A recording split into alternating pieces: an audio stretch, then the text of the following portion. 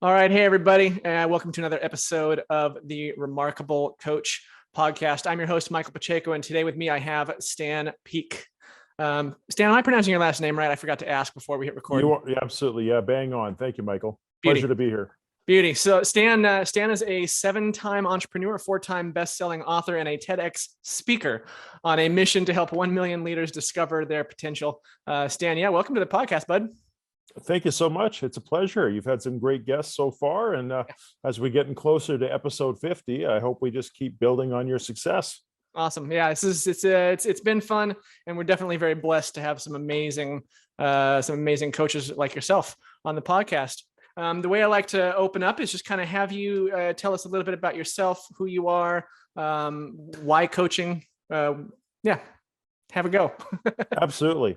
So I guess the easiest question to answer is like, why coaching and how I got into that. What I didn't realize before I started becoming a coach was that I'd already been a coach for 18 years. Mm-hmm. My background was an athlete. Like so many athletes, it's like fishing stories. The more years that pass, the better an athlete you were. Oh, yeah. Right. I get to say that a neck injury is the only reason I never made it to the NFL or the CFL. Mm-hmm. Pretty far from the truth, of course, but the end remains that an injury got me off the football field and into the gym professionally as a fitness trainer, which then evolved into, being a manager in fitness spaces, different parts of the country, and eventually owning my first 2 businesses. So I was getting a crash course in entrepreneurship, learning on my own dime, but I was also for 18 years coaching people through really challenging workouts where limitations, limiting beliefs, excuses, all that would come up. And what my approach to fitness was that it was really a conduit towards becoming, it was really kind of a requisite to discovering your potential in one way. So after my business partner and I got bought out in our second business, kind of went through this, what do I want to be when I grew up? And a lot of self-reflection, which is of course no new sort of material for your audience, but a ton of personal development, self-reflection. And I realized coaching is what I love. It's where I thrive. It's where I'm the happiest. It's where I'm the most helpful. And life coaching was maybe a potential direction, but I'd always been so passionately curious about business and owning a few. I really wanted to help other people who were great leaders get in the ring and have a better chance at success, because I really have issue with corporate greed or people that would lay off their whole team if it means that they make more money. So I really wanted to help the good guys, the good girls, have a better shot at running a viable enterprise. And that's why I decided to become a business coach, all the education, certifications, all that. But that's really brings me to the start line of the journey in 2015. Okay. And how have things been from there? Like, tell us a little bit about your client. So it sounds like your ideal client is an entrepreneur, maybe a solopreneur, someone who owns a physical business, a digital business. The parameters of the business, I like to say I'm industry agnostic, and the descriptors would be that I tend to work a lot more closely with service-based businesses. They're not necessarily solopreneurs. A lot of them have a team and have grown to a certain size. But there's 2 things. It's either an entrepreneur or an executive. I would kind of put one umbrella under both of them, saying that they are values-based leaders, people that see more than one bottom line. Yes, they want to grow their business or they want to make more money and, kind of ascend the career ladder. But in doing so, they also want to grow the capabilities of the people around them. And they're cognizant that there's a environmental or, societal impact on what they do and how they do it. So it's not always like, kumbaya, let's save the planet. Ideally, that's a part of it. But, at least they see their impact on people over and above just their own personal pursuits. That's the ideal leader. And, I've coached people who have yet to make their first dime, and I've coached people in, multi-billion-dollar organizations all over the world. So it really doesn't matter on the industry. Again, service is kind of more to whether it's coaching, fitness, legal, even financial professionals, most of it has been in the service businesses. Mm-hmm. And in terms of geos, it sounds like you're not limited to your area. You're in Calgary, you mentioned. That's right. And you're not limited to there. You work with people all around. Yeah, it was interesting because what I guess was helpful. It's funny when the global pandemic started. My reaction to that as an entrepreneur of 20 plus years was, okay, well, this is just the latest crisis. Mm-hmm. It kind of sounds crazy when you say it out loud, Mm-hmm. but it did help because in Calgary, it's a very energy-based economy. It's much like, say, Houston in the United States. Yep. And with that much reliance on one predominant industry, when the global price of crude started to plummet in 2014, 2015, everybody had to diversify. And so it was great because early into my third business, my coaching business, Mm-hmm. I couldn't put all my eggs in one basket. Mm-hmm. I had to network. And so, I was on GoToMeeting when that was still a thing, Mm-hmm. Zoom, Skype, you name it. What is that? 5 years before the pandemic started, Mm-hmm. I had to diversify geographically. So I've got clients in Switzerland, Australia, New Zealand, the United States, Canada, the UK, you name it, which is great because it's interesting. Sure. It's wonderful because there's always someone up to call you to make sure you don't get 8 hours of sleep. And there's a little bit of a recession-proof aspect to that because as Mm-hmm. one regional economy might be struggling, another place might be thriving. Sure. That's great. Cool. Tell us a little bit about your how. So when you're working with these clients, what sort of, do you have methodologies, frameworks, that sort of thing that you typically, work with a client to get from point A to whatever their goal is? Yeah, absolutely. So when I started my business, actually, even before I started my business, I called up 3 entrepreneurs that I knew, and I wanted to really beta test my abilities as a coach, my coaching framework, which was on a cocktail napkin pretty much at that point, and also just my skills and whether or not I was passionate. Mm-hmm. So called those 3 people up and found out with my first coaching session that I absolutely loved it. And I had gone from being bought out, what am I going to do, to rediscovering my passion. In fact, finding what I'm most passionate about, professionally speaking. Mm-hmm. Then there was the ability to help them both through the soft skills of coaching and then starting to deploy tools that I'd used in the past or ones that I acquired. But to your point, I had a framework. It was some triangle. It made sense on paper. A couple months in, it was rip. Uh-huh. So really through 20. Can we dig into that a little bit? Like, was it just too abstract? It just didn't translate to reality? It was probably theoretically perfect. Okay. So it was basically at the fundamental layer was purpose and ideology.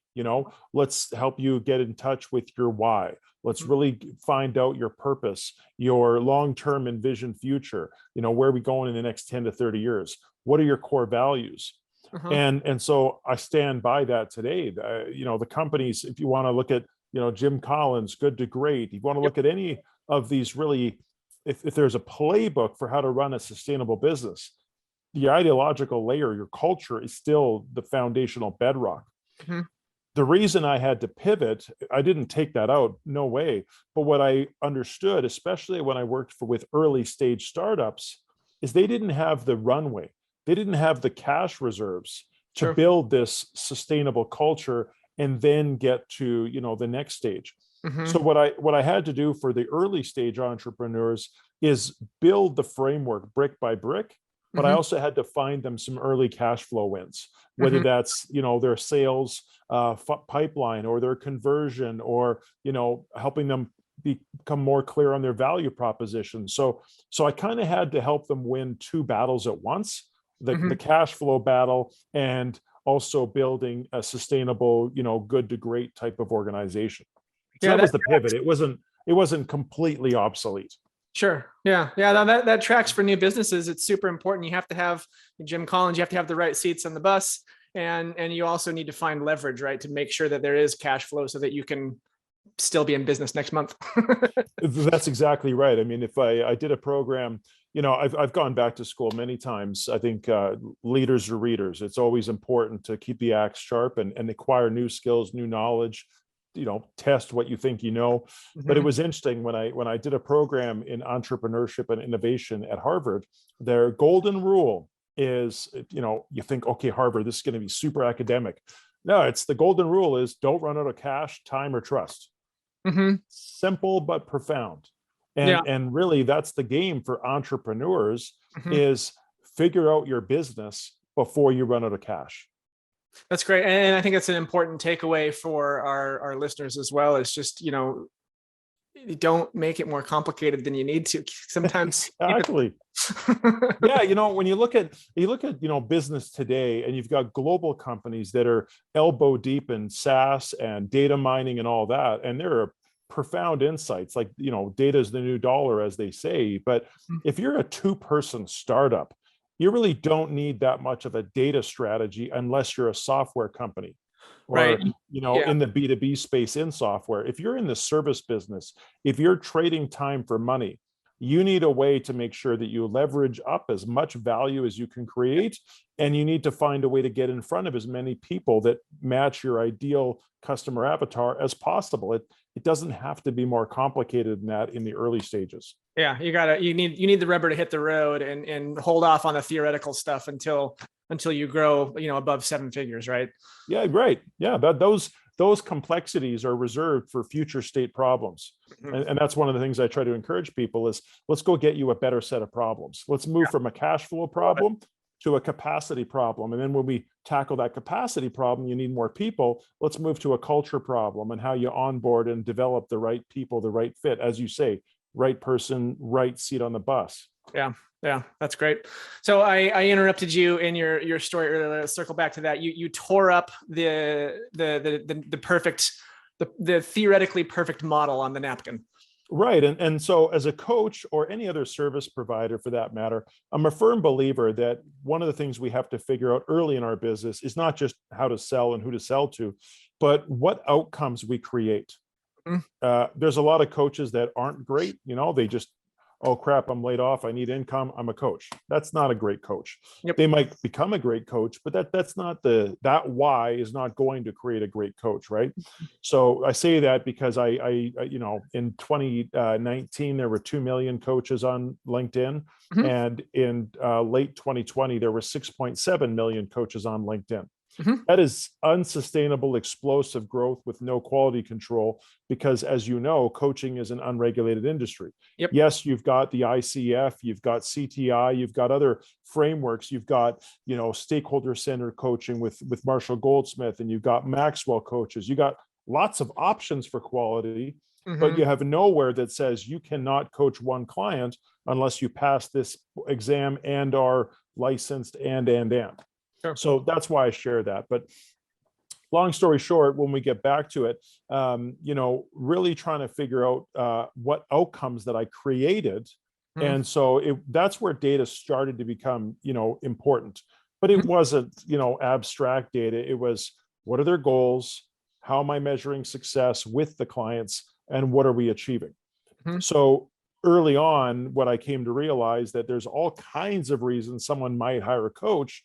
The reason they would hire me is to grow their business or grow their leadership capability. Then the how was specifically through psychology and strategy. And that became the birth of really what is now the process called results. My realization is people don't need a coach. The reason they hire a coach and retain one is because of the results a good coach will get them. Sure. So results for us is an acronym, and the R is really deep into the what is the revealing the root? What is the root motivation? What's their why? But also what is what's the root opportunity? What do they see? Where do they see their pathway to revenue? And finally, reveal the roof. What's holding them back? What's their glass ceiling? What are their limiting beliefs? Because if we don't tackle those early, it's I kind of use the fitness analogy because that was my career. If you want to start running a marathon, it's not a great running coach if I say to you, okay, Michael, meet me on Saturday and we're going to run for 10K, and next Saturday we'll do 12, and so on. Mhm. I should, do you have any injuries? How's your running technique? If I just start piling on the mileage, I'm probably going to injure you, and you're probably not going to enjoy the process. Yeah, It's the same in business. We sure. shouldn't go forward until we challenge some of our assumptions and ask ourselves why we're doing it in the first place. Hmm.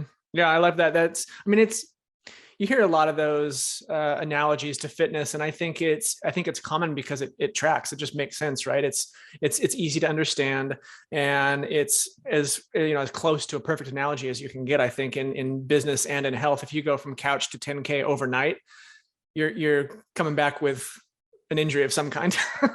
Totally. Yeah. And that's exactly right. It's the same in business. If I help you blow up your pipeline and make a bunch more sales, you're probably going to have a customer service nightmare on your hand. 100%. If you right, if you don't have your framework, your service delivery model figured out, then all we've done is a sexy result on paper, and then we don't advertise what happened the day after, the week after, the months after. Yeah. Yeah. You have to have, fulfillment, like you said, customer service, all that stuff in place before you can, promise to serve 10x the people that you did an hour ago. Totally. And I wish I remember who I got this from. So because I forget who it's from, we can just call it a Stan Peake quote. But basically, when it comes down to sales, which is obviously the focus of a lot of business coaches, you can tell the difference in a values-based leader and a business that's sustainable is if they put enough effort in post-sale versus pre-sale. A lot of coaching, a lot of sales trainers, all of the effort is pre-sale, understanding the marketing funnel, understanding the buyer's journey, understanding conversion and what it takes to get someone to get off their credit card. But then what about after the purchase? That's how we get, customer lifetime value, satisfied customers, repeat customers, referrals.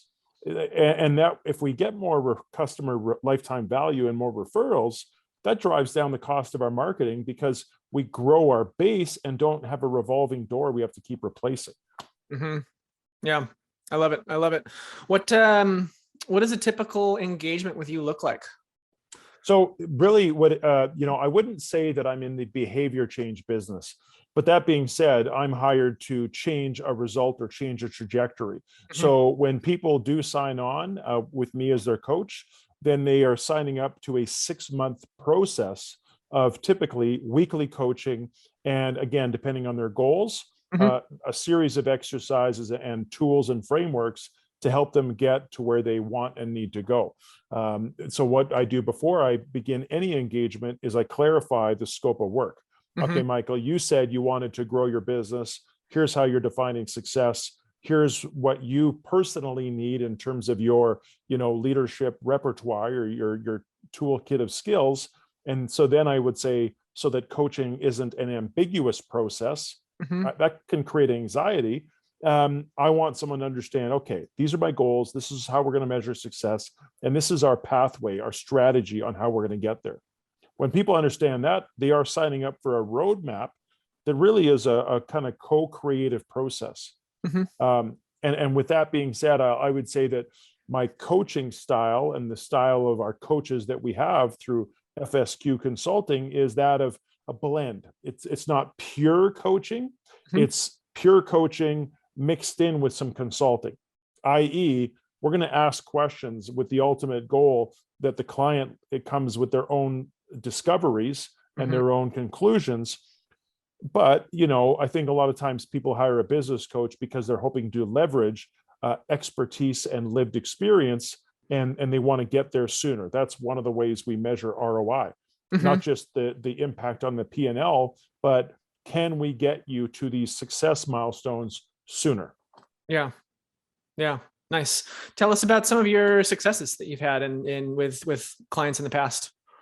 Yeah, I mean, I want to, I'll cover a couple bases here and make sure that it's done in a way to inspire the audience, not to be boastful. So one that comes to mind was a husband and wife team, and they were 3, maybe 4 years into their business. Mhm. They'd done a lot of great work, hardworking, smart people, but they were kind of hitting their head against the ceiling, figuratively speaking, in their business. They're going through leadership challenges now. They're going through sales challenges, customer retention challenges, all that stuff. So we worked together for a year, and we were able to lift their top line revenue from 200,000 to 500,000 within a year. Yes. And in doing so, we had a fun little bet, Mhm. because I don't want to just be a top line manager. If you're selling way more, but you're not more profitable, you have more headaches, but Yeah. not more cash. Yeah. So we had a little bet that if they didn't pay off, I think it was I gave them 3 months towards the end of that year to pay off $25,000 worth of debt that they had. Uh-huh. And if they weren't able to do it, then they would have to donate to the charity of my choice. Uh-huh. They actually were able to pay off that amount of debt in 6 weeks. And then they were able to put a deposit on their own facility so Nice. that they had this appreciating asset, and they got to fire their landlord. I'm sure their landlord was a great person, but you get the point. Sure. Now Sure. they had a cash flow generating business inside of a residual income generating asset. Right. Yeah. That's So great. that was one. I do, as I mentioned, coach executives as well. So I one of my favorite executives that I've ever coached was a phenomenal financial professional, expert on the finances, taxation, reconciliation, all these like forensic accounting. That's a thing. I didn't know that. So anyway, we were able to work together. They were at the time the VP of finance for a large energy company, and their goal was to be the SVP of finance. So literally, they hired a coach. They were looking for a promotion, but I challenged their thinking, like, why not CFO? And they had never really considered it. And then over the next couple of years, we worked together as they changed organizations, Huh. went through an IPO process, and then they found what they call their dream job, as a high growth, unicorn as their CFO, and they're crushing it. Nice. So that's the story. And I taught them nothing about being a CFO. They are expert on the finance world. I'm not. But what was great is this is someone who that's what they should be doing. Yeah. But for whatever reason, their limiting beliefs got in the way. So they were setting their goals with what they could see attainable, not what they truly wanted. And so that story really applies to anybody. You could be an entrepreneur, you could be an early stage leader who's looking to grow the corporate ladder, any one of those things. So and I guess one other one that I'm fond of was an entrepreneur who was 27 years in, on the other stage of the career as the couple that I mentioned earlier. This person was brilliantly talented, which is usually the case. I don't teach people how to be better at what they do. I teach them how to operate their business better. Like this person happened to be an interior designer. Trust me, I'm not an interior designer. If I were to go through our house and do all the interior designing, shortly after, my wife would redo it. Mhm. So regardless, 27 years in, this person had done really well, but they were stressed out, burnt out, thinking of throwing in the towel. And so we met and reconnected them. We already talked about that ideological layer, reconnected them to their purpose, and had them think about what you want your legacy to be. What is that vision? When you walk away, do you want to have made a bunch of money, or do you want to make a dent in improving your industry? Mhm. And that ended up being their fuel, where instead of closing their doors, they actually doubled the size of their team, tripled their revenue, and improved their net income by 92% in 7 months. And so I share that story not as like, hey, I'm a rock star, but the power in being connected to a Mhm. powerful purpose. Because this person almost quit. I've made my money, I can probably retire, versus, a rocket ship. And now they're going to be actually making the rest of their industry sit up and take notice. Yeah. And I love those stories because that's someone who can, when they retire, actually feel great that what they did mattered. Making money's great. Helping people is awesome. But when you change something, when Yeah. you leave your mark on an industry, then you actually have a legacy that lasts beyond you. Yeah.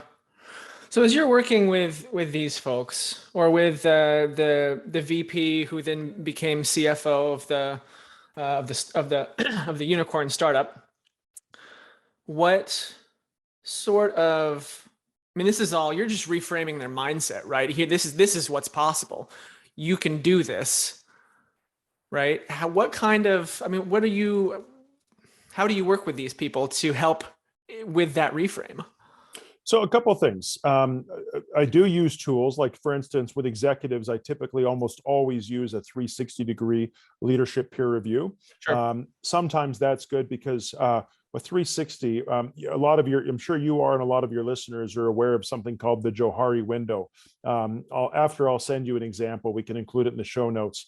But Sure. if you think about what you know and what you don't know, and what you know and you don't know, versus I'm not sure, then you kind of get these four windows. That's what the Johari window is. Yep. So you have known strengths. Yep. At this point, I should know that I'm a good coach, or I probably shouldn't be talking to you on your podcast, right? I also know that there's certain things I'm not good at. I have evidence that I am a really, really terrible singer. My friends love to share it whenever they can. I sound like Frankenstein on the karaoke mic. I'm not kidding. So that's a known strength and a known weakness. Then you've got surprise strengths, something that you're not aware you're really good at. For some people, they might go, well, I'm not very strategic. They might think that they're an ideas person, but they're not really thinking that, well, creativity has a huge part in strategy. Oh, well, it could be a strength if looked at under that lens. Sure. That'd be a surprise strength. A surprise weakness we call a blind spot. That's something where maybe it's, you don't know the impact you might have on people when you're in a terrible mood, or you're not aware that somebody else has to go and clean up your paper trail. Like, there's always a degree of blind spots, surprise strengths, in addition to what the leader already knows about themselves. So the more leadership awareness someone has, the more kind of self-aware, the more executive maturity they develop, then those blind spots are less severe, as are the surprise strengths, less surprising. But it's still a place we start where, hey, here's some areas we can explore together that you might not have thought before. We'll do other tools. Sometimes we do stakeholder interviews. Somebody might think they're doing all the right things, but their team, they might be killing it on unnecessary things. They might be, like we talked about entrepreneurs and data early. Maybe someone is like building the most robust, business intelligence framework, when their team is like, I need time with. Like, I don't know why I'm doing what I'm doing. Forget being able to analyze it 8 ways from Tuesday. So that alignment is, we kind of get that from a bit of a diagnostic approach. And then going back to how we guide someone in the belief side, that is really, inquisition, curious inquisition. I love to come in with no agenda to a new coaching engagement, because if I come in with assumptions, I'm either going to set someone up for failure, or I'm going to limit them. I want to learn. I can't, I'd love to say I'm smart enough to walk into any room and start coaching. I'm not. I come in and learn about somebody, learn about their background, learn about what they love, what their currency, what fires them up, and their goals, where are they going? And then I love to learn about their thinking. People don't say, here's how I think, but when they speak, when they talk about what they believe to be possible, when they talk about their goals, then they're teaching a good coach, a perceptive coach, everything you need to know about their limiting beliefs, their motivation, all those cues. As you know, I mean, Dr. Mehrabian proved this at UCLA in 2009. Communication is 55% body language, 38% paralanguage, and 7% the words we use. So words are powerful, can't, always, never, but it's what's not said that tells you everything you need to know about what's going on between someone's ears. So touching upon body language and paralanguage, how much of that do you feel gets missed in, for example, a Zoom call like this? Oh, a ton. And how do you work with that? How do you work around that and work with that limitation? Yeah, well, first of all, I mean, again, if you're trained in it and you're perceptive to it, I can pick it up. So Sure. then it's teaching other people to pick it up. And I'll give you an example. And this was even before Zoom. One of the first clients I worked with was like a graphic designer, web designer, Mhm. brilliantly talented, like rock star, even a good photographer. She was phenomenal. Nice. But she wasn't doing herself any favors in the sense that she would produce work up here Mhm. for an audience who was trying to get it for this price. Sure. So the reason we worked together is she was flat out busy and broke. Yeah. And that's the wrong formula, Yeah. right? Yeah. So we started talking and figuring out what the root of the problem was. And I'm this is going back several years, but even like let's call it 7 years ago, I think she was maybe charging $1,500, $2,000 for a website, which is like nothing for a good website. Yep. But it takes the time. There's still all the copywriting, there's photos, there's graphic design, there's the back end that I don't know what the heck they do because clearly that's not my skill set, but you get it. Yeah.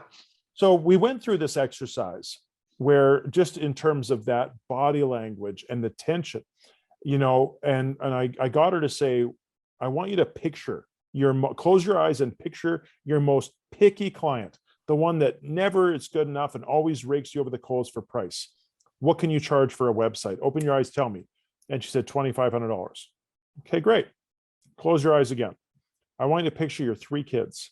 I want you to picture being able to be there for those 3 kids, where your business creates opportunities, time, and economic freedom, and you're paid for what you produce, not what someone can afford. What can you charge for a website? Opened her eyes, she goes 10 grand. Yeah. She really saw a 4-time multiple on her worth just by reframing where her focus was. So then, and this is going back to those nonverbal cues. So then she's like, okay, I agree, I have to raise my prices. And her first step was to go up to $3,500. And then Mhm. she calls me and she's pissed off. She said, I went to this client, I told him the price, and he said that's too expensive. I'm like, okay, tell me how you told him the price. Said it was $3,500. I go, did you say it's $3,500? Or did you say it's $3,500? She goes, shit, I did the second thing. Well, there you go. If your eyes darted down, if your voice trailed off, if you didn't finish that sentence with confidence and conviction, then your paralanguage and your body language was misaligned with your spoken word. 93% of what you communicated, you told that client that your price was too expensive. They Uh-huh. weren't listening to the 7% that was coming out of your mouth. You were mumbling at that point anyway. Mm-hmm. So that was an example where, that alignment on, again, your confidence and how do you muster that? There's all kinds of ways, breathing exercises, your focus, analyzing your belief systems. There's lots of ways that we can instill confidence in people, coaching 2 people strictly on their confidence right now. Mm-hmm. But when we put that out there, it's amazing where the difference when service providers charge for their competence Mm-hmm. instead of their confidence. Mm-hmm. Nice. I love that the exercise that you took her through was nothing more than showing her what's on the line. Think about your kids. Yeah. Think about the time you want to spend with them and not sitting in front of your laptop making Bingo. barely enough money. All of a sudden it clicks and it's like, oh, now I get it. Yeah, that's great. Absolutely. Yeah. That's great. That's great. Cool. This is awesome. Tell us, what about, I don't know, what about some challenges that you've seen Oh, in gosh. your career and, I don't know, some interesting challenges that you've ran into and how you've gotten around those?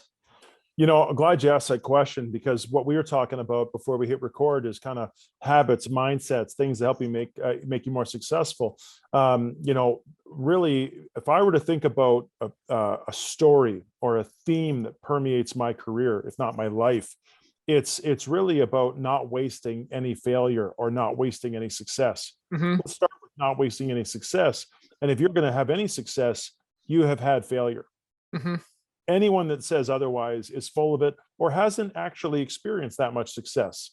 Mm-hmm. Because the people that I talk to that are ridiculously successful will all say that they fail more than they succeed. Sure. I've had billionaires, Olympic athletes, professional athletes tell me they fail more than they win. Mm-hmm.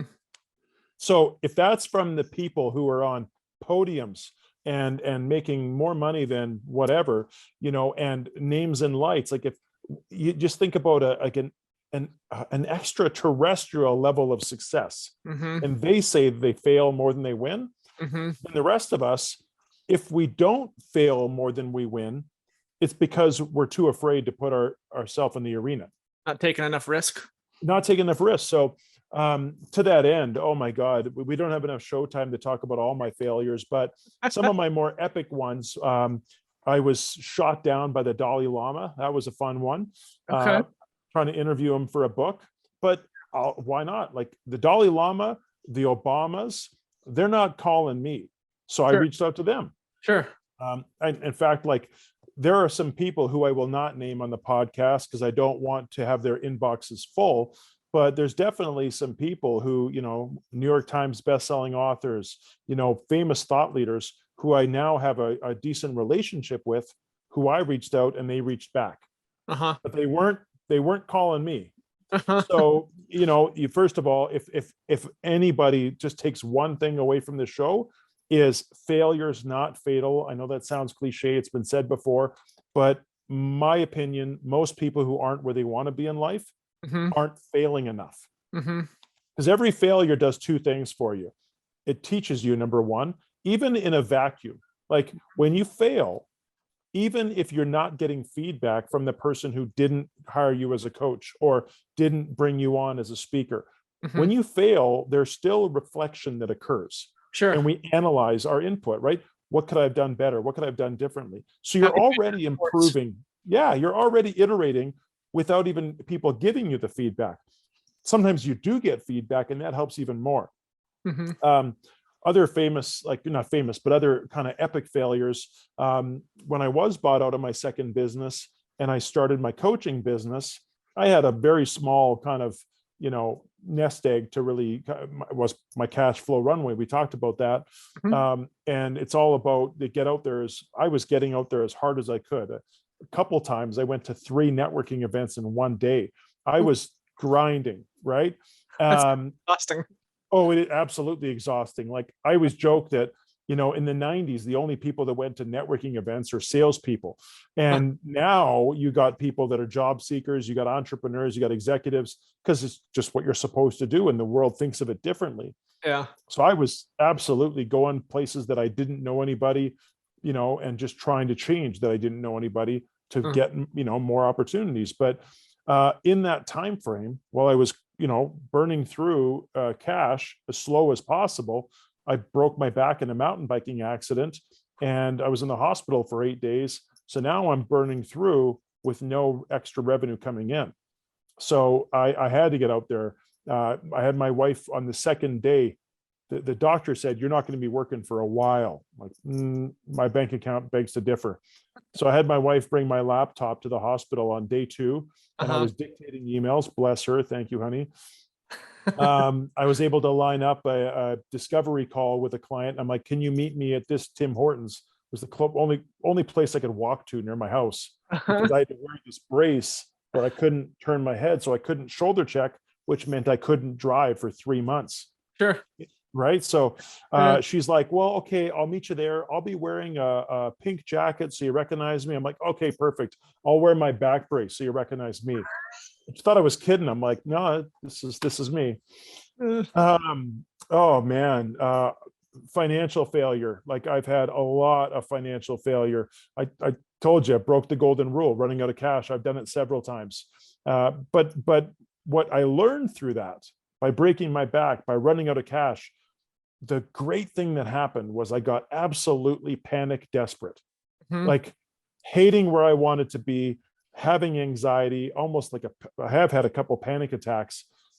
However, when that happens, you're face to face with, am I full of it? Or is this really my purpose? Am I just trying to make a buck? Or is this what I'm going to do for a living? And this is how I help people.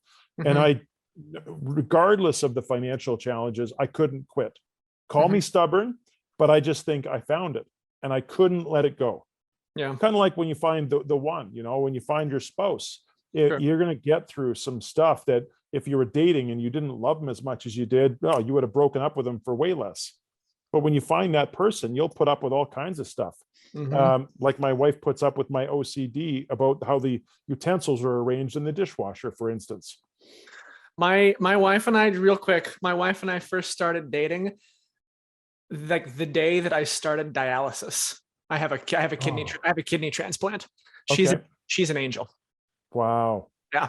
So you'll put up with anything when you know you found the one.